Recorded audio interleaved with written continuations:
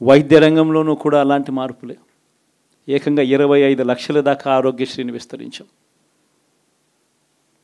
1050 ప్రొసీజర్లు ఉంటే 3300 ప్రొసీజర్లకు తీసుకొని పోయాం. ఆరోగ్యశ్రీయే కాదు, ఆరోగ్య ఆసరా దగ్గర నుంచి గ్రామ స్థాయిలో విలేజ్ క్లినిక్ దగ్గర నుంచి ప్రతి పేదవాడికి తోడుగా ఉండం.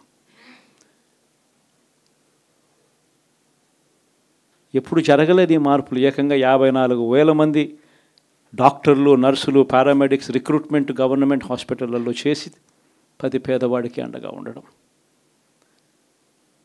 వ్యవసాయంలో కూడా విప్లవమే. ఏకంగా ఆర్బీకేలు చేయి పట్టుకొని నడిపిస్తూ గ్రామ స్థాయిలో కనిపించాయి. విద్య, వ్యవసాయం, వైద్యం, సామాజిక న్యాయం,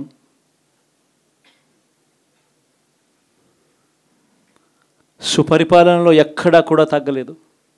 మొట్టమొదటిసారిగా గ్రామ స్థాయిలో గ్రామ స్వరాజ్యానికి అర్థం చెప్పాం.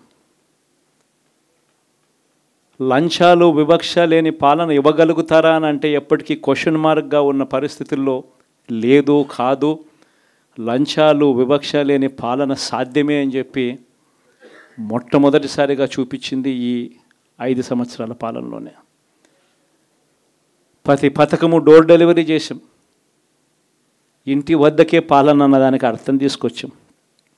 మహిళా సాధికారతకు ఈ మాదిరిగా చేయగలుగుతాము అని చెప్పి అర్థం చూపించాం. ఇవన్నీ సంస్కరణలు. ఏ అక్క చెల్లెమ్మ బయటికి వెళ్ళినా కూడా ధైర్యంగా పోయే పరిస్థితి.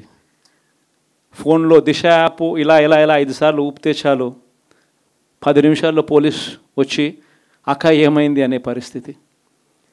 గ్రామంలోనే మహిళా పోలీస్. ఇప్పుడు చూడలేదు ఇవన్నీ. మరి ఇలాంటి గొప్ప మార్పులు, సంస్కరణలు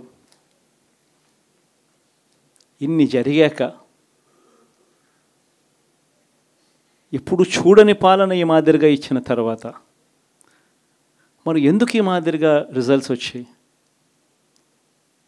కనీసం ఇవేవి చేయకపోయినంటే సరేలే ఇవన్నీ చేయలేదు కాబట్టి ప్రతిపక్షంలో కూర్చుంటున్నాము అనే దానికి అర్థం ఉండేది. ఇంత బాధ కూడా ఉండేది కాదు. కానీ ఇన్ని చేసిన తర్వాత, ఎప్పుడు చూడని మార్పులు తీసుకొచ్చిన తర్వాత ఇటువంటి రిజల్ట్ చూసినప్పుడు నిజంగా బాధ అనిపిస్తుంది. ఇంత జరిగిన తర్వాత కూడా ఏకంగా 40% ఓటు షేర్తో ఈరోజు ప్రతిపక్షంలో ఉన్నాం.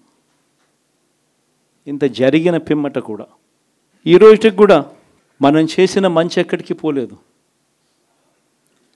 మనం చేసిన మంచి ఈ రోజుకి కూడా ప్రతి గడపలోనూ కనిపిస్తుంది.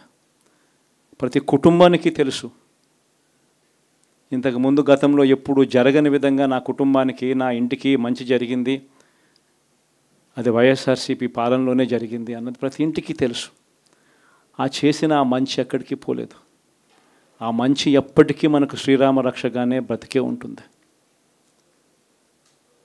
మనం చేసిన ఆ మంచి బ్రతికే ఉంది. విశ్వసనీయతకు అర్థం చెబుతూ జగన్ ఏదైనా చెప్పాడు అని అంటే మాట తప్పడు, మాట మీద నిలబడతాడు, మాట తప్పని పాలనే తాను ఇచ్చాడు అన్న విశ్వసనీయతకు అర్థం చెబుతూ మనం అందించిన పాలన కూడా ప్రజలు మర్చిపోరు.